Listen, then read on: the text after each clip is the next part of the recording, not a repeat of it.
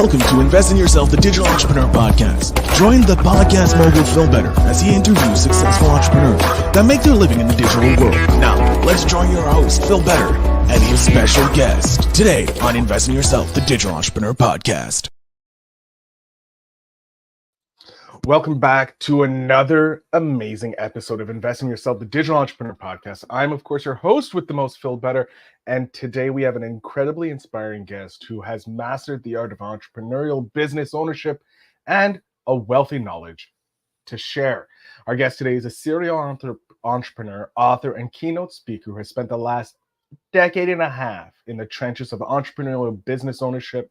He has successfully acquired, grown, and sold 4 different companies, something we all dream of, with the most recent venture yielding an impressive 10x return on invested capital.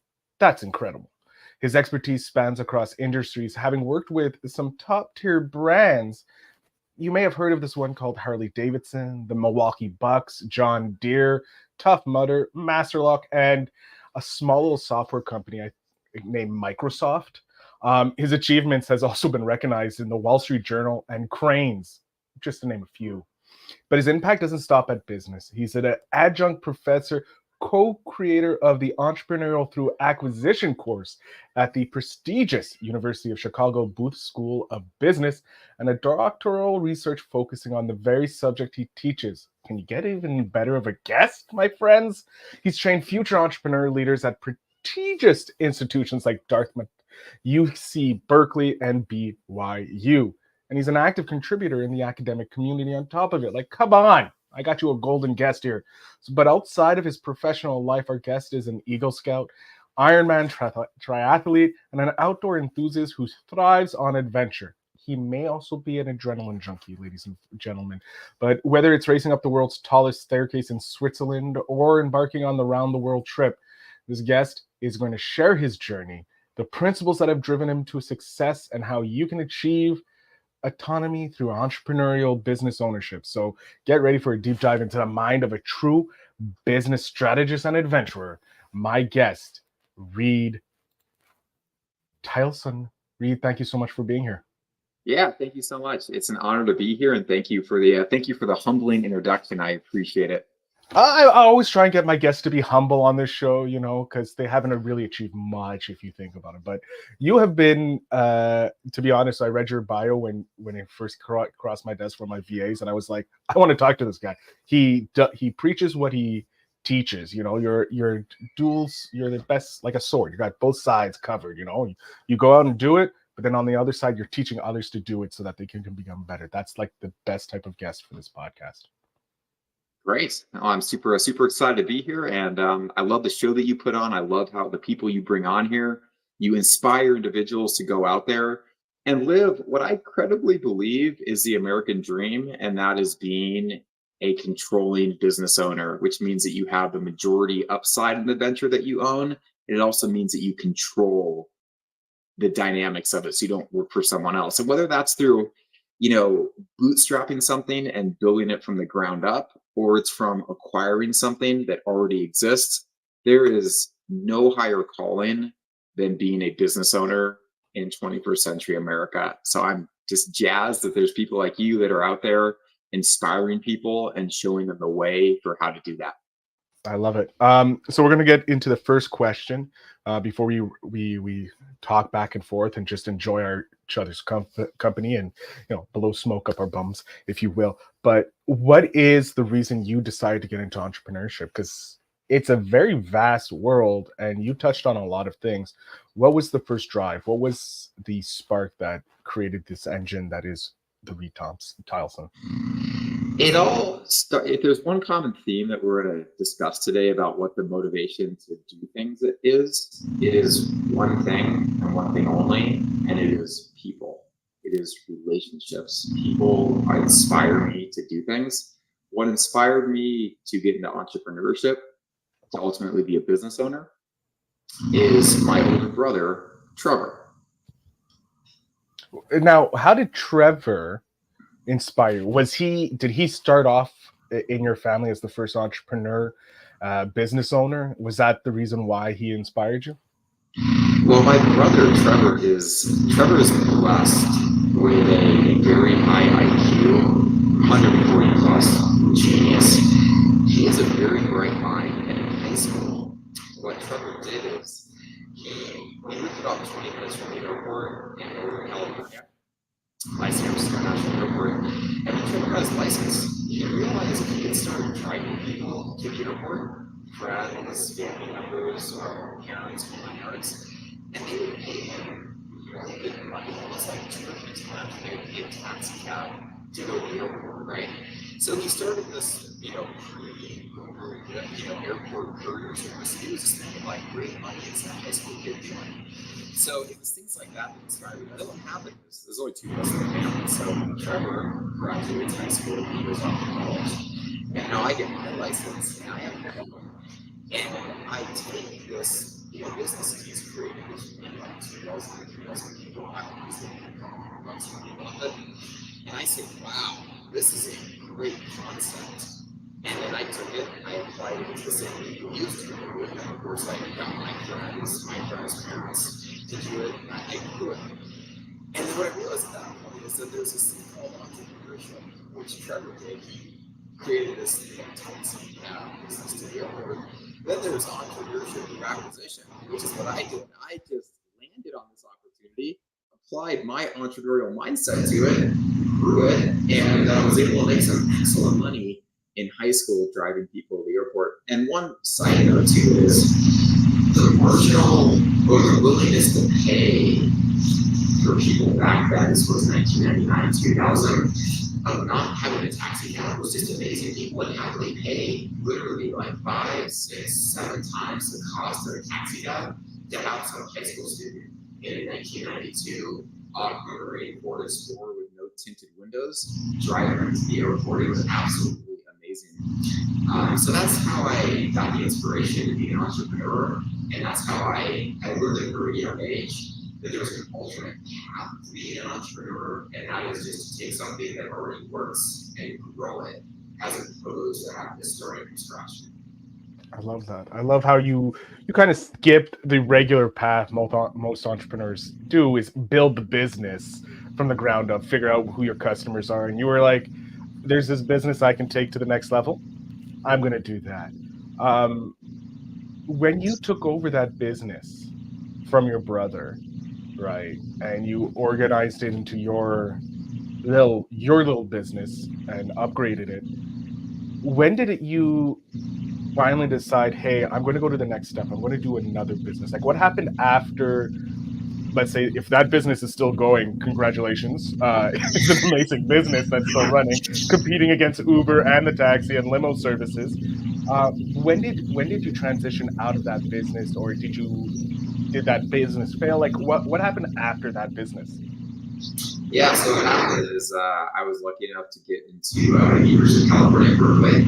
So I did my undergrad there, and then I graduated, and I was able to get a job, economics degree, so I got a job working in San Francisco in finance, and in this niche of venture capital and private equity called secondary market, which we had talked for a long time about. After being in that job for about a year, which by the way started as an unpaid internship, and I worked into a full-time job, I managed to save up $100,000, right? So I was debt-free in college, and I had about a little less than $100,000, $95,000 in the bank, right? It was really neat to be clear about it. Then I was out at San Francisco's second oldest place called the Gold Ship Saloon, super cool place. It has a mast of a ship that sunk during the gold rush, like right outside the entrance. So I said it's a cool place to hang out. And again, going back to the people side of things, I was there with my older brother, Trevor, and one of his associates. Now they worked in traditional private equity, and they were looking at deal sourcing in the franchise space. So buying out a franchisor, right? Like buying out like the McDonald's franchisor. But in doing the diligence across all these franchise systems, they had come across a few concepts where they were low cost and fast growing, and and some of the franchise opportunities looked pretty lucrative. So at this point, I was deal sourcing, I was a spreadsheet jockey, but I was looking for kind of what the next steps were. I wanted to do something more hands-on, more entrepreneurial. I just didn't know what form it took. And, I wasn't one that I had an engineering degree from Berkeley, so I wasn't going to go into a garage and, start up the next company. Well, we're at this happy hour and we're just talking, and, organically it just kind of came about that, and, this one franchise called Anytime Fitness really seemed to make a lot of sense for us to get an endeavor. And so we each had about the same amount of money in the bank. Each of us had about 100K. We could kind of throw out the endeavor. I was hungry to operate a business, so we pooled our money and decided to go out and open up some Anytime Fitness clubs in the California Central Valley in December 2007. First club did not do terribly well. I cranked with their support. We got the club to, make a couple $1,000 a month, but it was not going to be a, home run type of situation. And then I used that experience to kind of bring a sense of the things that I and we had done wrong in that situation.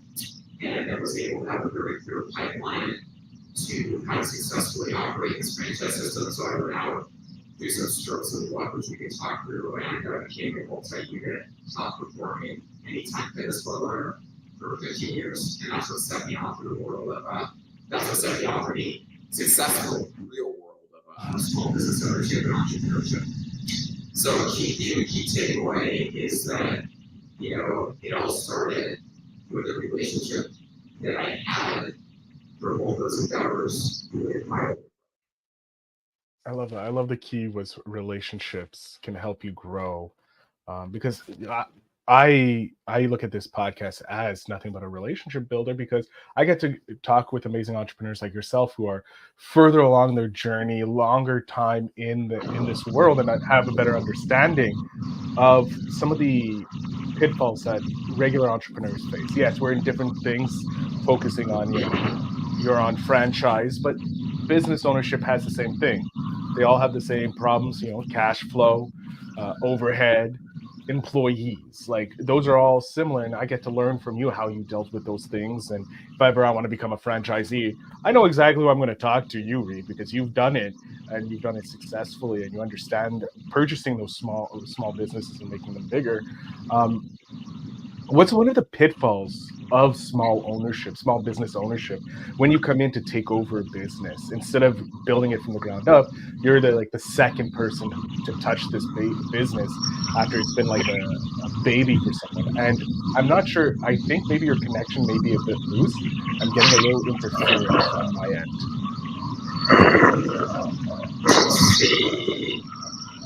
The setting should be at the bottom.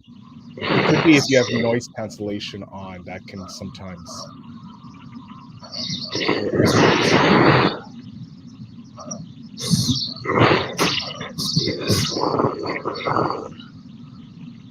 Is that better? That's much better. Yeah, sometimes I didn't think it does it on StreamYard, otherwise I would have corrected for it. But I have a camera, and sometimes the camera microphone picks up and not the podcast microphone, so I had to change that. So we can go back and record anything.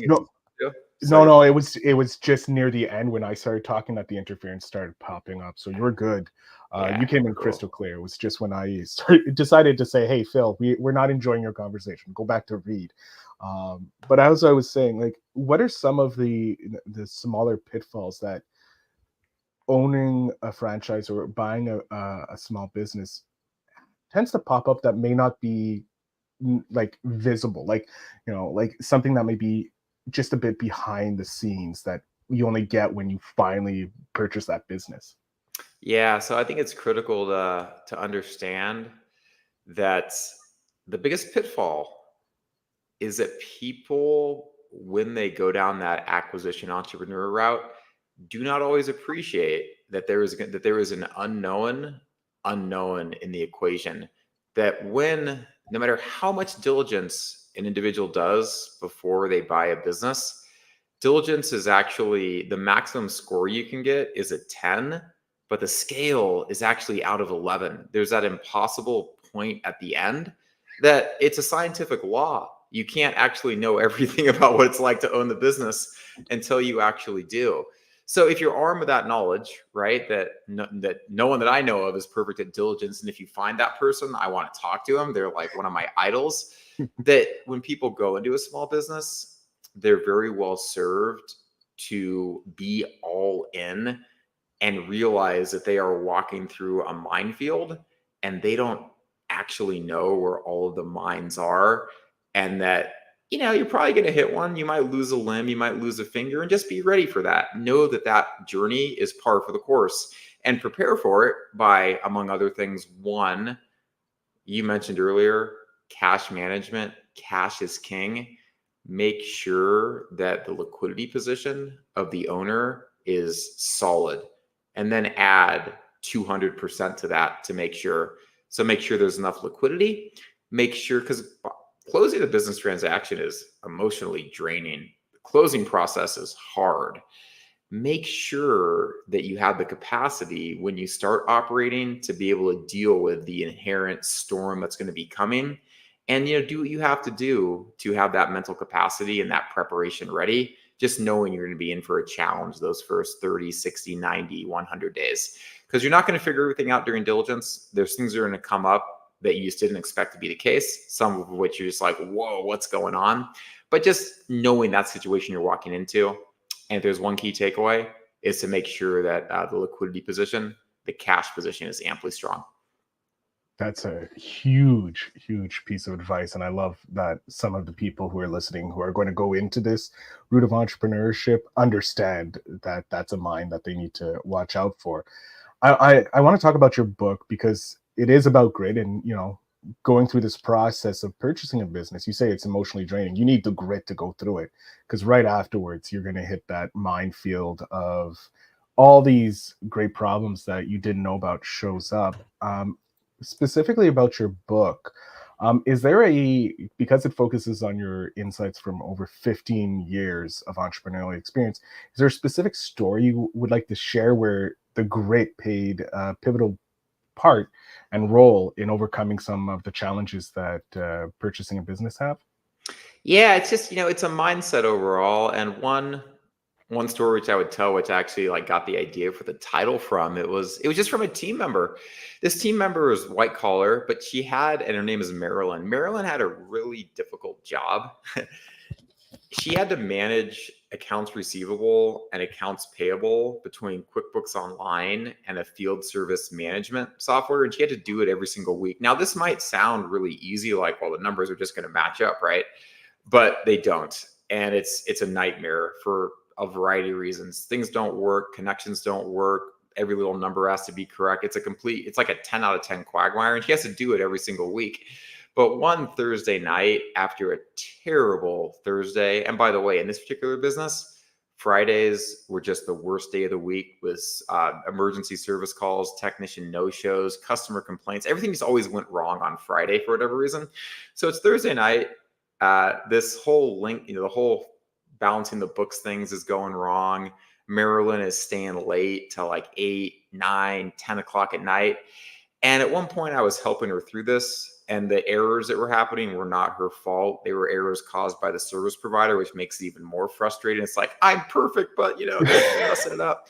So terrible day. It's going to be an early morning the next day. And I'm just like, Marilyn, you really know how to grit it done. Right. And then that's like, I'm like, oh, that saying sounds kind of cool. Then I was speaking of people, I was at a small business owner forum like 2 days later, and I was telling that story. They're like, hey, grit it done, you should trademark that. And so I did, and that's how that came about. But the bottom line is that, we've talked about relationships with the older brother. The most fulfilling part of small business ownership and entrepreneurship for me is the people that I meet along the way. And oftentimes it's who I'll call the entrepreneurial employees. We talked about Marilyn. She is one. I don't own that business anymore. I sold it, but the relationship that I have with her, that I have with others, transcends even the time that I own the business. So the money's good, the autonomy's good. And I think that's a big reason that people go through the entrepreneurship route. But at the end of the day, the most fulfilling part for me has been the relationships that I've cultivated with people along the way. I love that. relationships build everything. The old saying, "It's not what you know, it's who you know," is king in this entrepreneurial adventure, and is in the world today, because everybody can help you if you build those great connections. I remember guests telling about how years later, a former client of theirs comes back because of the great relationship they built, and help build the new business by connecting them with someone that could help them. So relationships are super important. And I want to know, in your relationship, building these relationships, because you're with your brand of entrepreneur, you're buying, acquiring, growing, and eventually exiting these businesses that could be babies, like children, for these business owners. How do you go about building that relationship with the previous owner, or the person that you're going to be buying the business from, so that they feel that their business is being handed off to someone they can trust, that's going to take it to the next level that they were never able to do, or they aspired to but weren't able to meet because they didn't have these skills necessary? Yeah, it's critical to understand the individual that you're buying the business from, because in the case of an individual business owner, their DNA, their character, their self is in every single part of the business. So as much as you want to diligence the industry, you want to diligence, the team members, diligence the competitors, understanding the owner is key. And different owners have different utility points. Some business sellers, they're financially motivated, straight up. They're going to go for the highest price and the most amount of cash down, and the highest perceived monetary value. That avatar exists 100%. The other avatars exist too. You have business owners that will credibly not want to sell to like a private equity firm or a strategic. They're going to want to sell it to another individual that's going to be an individual business owner. And you'll have some business owners that really want to keep it in the family or sell to the employees. And you'll have business owners that will go into the business selling process thinking one thing, and then have it completely change as time goes on. They're actually going to be malleable and can be convinced when they meet someone that, like dating that person, I didn't think I was going to like the, 38-year-old girl from Colorado Springs, but wow, I think she's like the right person to sell this to. Or I didn't think I was going to want to sell to a private equity firm, but you know what? I think that these private equity guys or gals really know what they're doing. They're going to be the best thing. So if there's one theme that I'd want to stress to individuals when you're doing quote unquote relationship building with business sellers, is to realize how malleable and how flexible and dynamic that process really is. And really, if I was to give one piece of advice, I would encourage people to do their best to show empathy for the business owner, because to your point, the business is their baby. Their emotions are tied up in this. And even though you have your utility points and you have things that you care about, if you can raise yourself up and look at the sale from their utility points, it's going to put you in a good position to come out on top in that situation. I love that. That's some great pieces of that's a great piece of advice. That empathy part is so important, because you're dealing with a person, and yes, most of it is just numbers on a page, but those numbers mean something. So it sometimes means the world to the person on the other end, and having empathy to understand that can make the sale go much quicker. Yeah, you may not be offering the most, but you have that empathy, and they may connect with it, and they may choose you over, a larger number, because they feel that it's connected to their baby is being taken care of in a way that the other people may not be connecting. Go ahead. Oh, or the other, and it's interesting though. So we can get high and mighty and talk about like empathy and like connection, this and that. But sometimes business owners can be the exact opposite too. They could have a tough relationship with some of their key team members, and they could just be like, you know what? I just want the highest amount of money, and I just want to get out of here because, 3 years ago, this team member did this or this happened, and it's all across the board, right? So the key is, but to the point of empathy, understand what that story is and really think about it from their perspective, and that's how these deals can get won. I love it. Because you do so much, like you're a triathlete, you're an adrenaline junkie, you're teaching, you're doing so much, you're buying businesses, you're running businesses. How do you prioritize finding time to invest in yourself?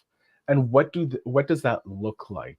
So that my audience can kind of see if they're going into this acquiring business life, what it looks like from someone who's already doing it.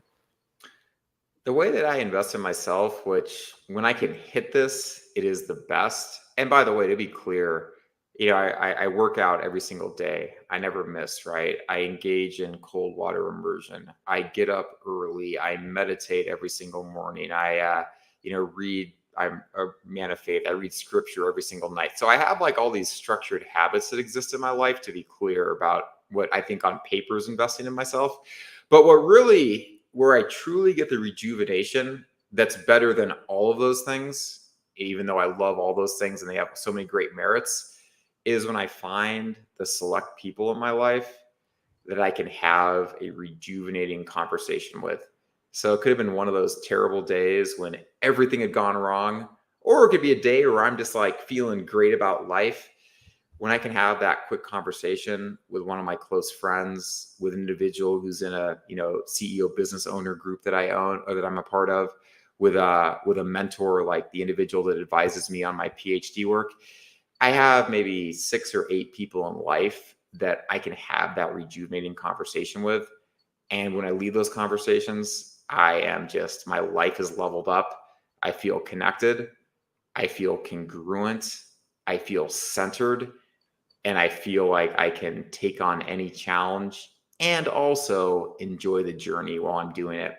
So if I was to give one piece of advice, which is very hard to follow, it's not like, hey, go buy a cold plunge and, get up at 5 a.m. I definitely recommend doing that too, for a variety of reasons. It would be that, just be on the lookout for those, for those people, for those groups in your life that you can get that feeling from. And when you find them, utilize them, cultivate them, be thankful for them. So that's for me what I truly do to invest in myself. I love it. Those are some great pieces. Yes, the cold plunge. You can start with a cold shower first. See how it goes. Jumping full bore into the cold plunge may be a lot for some people, but a colder shower than regular, you'll be right on the path. That helps as well. Totally. We don't want to give anybody cardiac arrest. That's right. Jumping straight into an ice water during the polar bear plunge right away.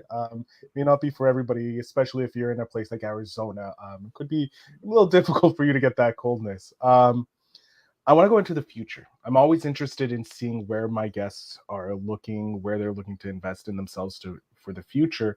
If I snap my fingers and we're 10 years down the road, Reid, what is it like for you? Have you written more books? Obviously you're a PhD, you're now Dr. Reid Tileston. What are you doing? What is your life looking like, or what is your vision for 10 years down the road?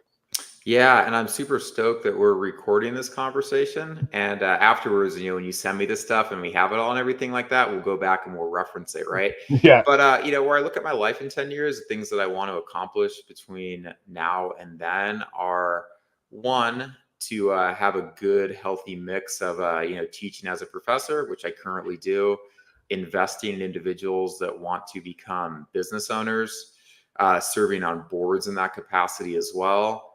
And then having having an incubator where you get people together that are either business owners or individuals that aspire to be business owners, empowering them to go down that path, which, despite what I think a lot of people say, it takes time to get there. And you can certainly go and just talk to an intermediary and find a business ASAP or buy into a franchise, but the journey takes time. And I think it's very beneficial to be surrounded by supportive people in that process.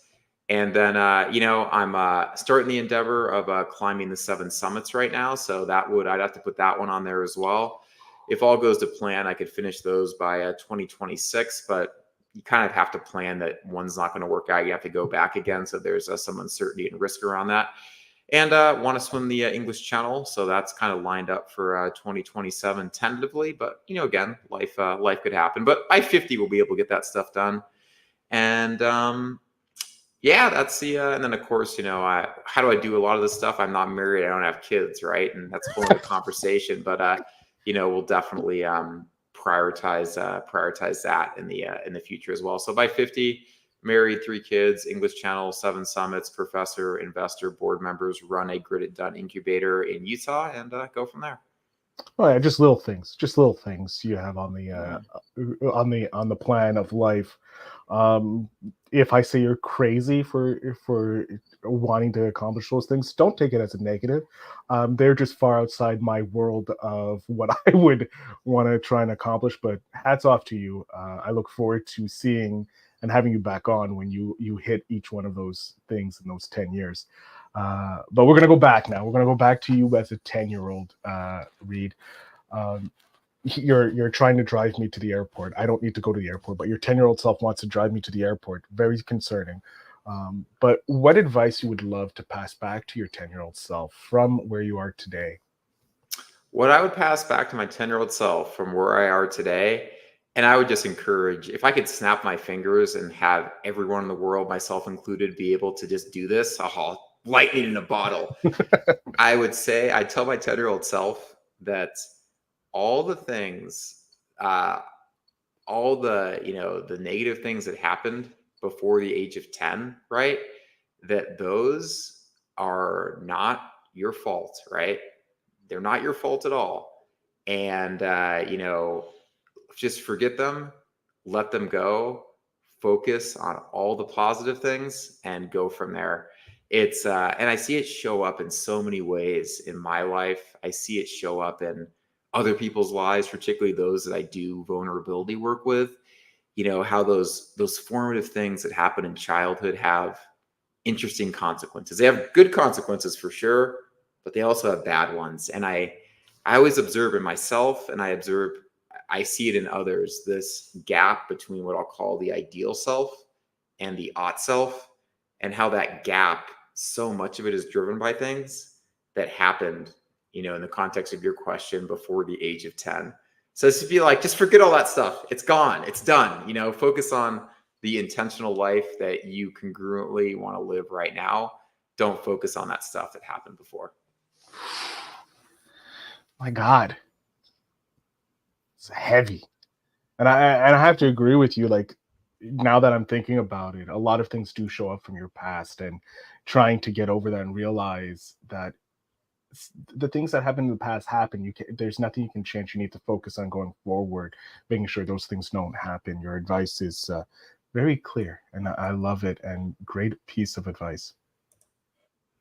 What I'm going to do now, Reid, I'm going to jump off. I'm going to continue to digest this advice that you just laid out to 10-year-olds. I would love for you to let my audience know where they can connect with you, how they can get in touch with you, and if they're looking to purchase a business for the first time, how they can get you as a mentor. So the floor, sir, is yours. Yeah.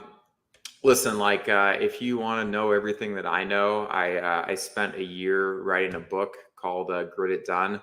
It's just my frameworks and personal stories of all the years I've been doing this. So you can get it at grititdone.com, or you can go to Amazon. That's the best way to get to know me and engage me. I'm also active on LinkedIn. I post from time to time, so feel free to follow me there. But yeah, get Grit It Done at Amazon.com. Follow me on LinkedIn. Exciting times ahead. Well, I am positive about that, and I'm looking forward to I just put it in my Amazon book, so I can get a copy of that Grit It Done, so I can start learning from you, Reid. I want to thank you so much for being on the podcast. It was an amazing conversation, and I look forward to following your journey in the future. My pleasure. Thank you so much for having me. To my audience, make sure you check out the show notes down below to connect with Reid on his LinkedIn, and also get Grit It Done so you can start getting it done as well. I want to thank you all for listening. Reid, again, thank you so much for being here. And as always, audience, remember to invest in yourself.